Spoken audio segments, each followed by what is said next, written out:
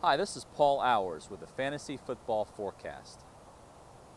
Let's analyze the potential impact of two big trades, Randy Moss to Minnesota and Marshawn Lynch to Seattle.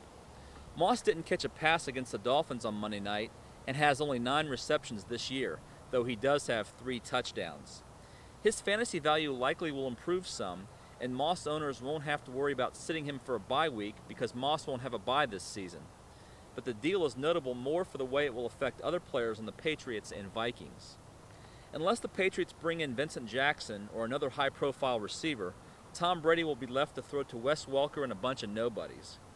While that might be good news if you own Welker, keep in mind that Moss's presence running deep routes helped Welker get open underneath. As for Minnesota, dust off Brett Favre and put him in your starting lineup once again.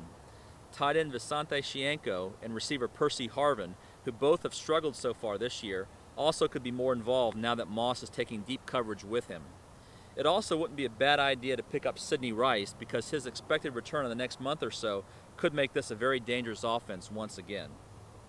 As for Lynch, the Seahawks have a bye this week to acclimate him to their offense. He could hit the ground running, no pun intended, so he's definitely worth a spot on your team, especially if you're weak at running back. He'll have some decent games this year, but I'm not so sure he's a fantasy difference maker.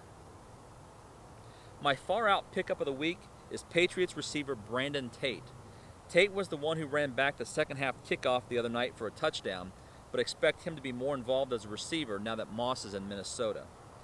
Patriots rookie tight end Aaron Hernandez also will be catching more passes for the Patriots, but I doubt he'll still be on your waiver wire because he has made a name for himself even with Moss on the team.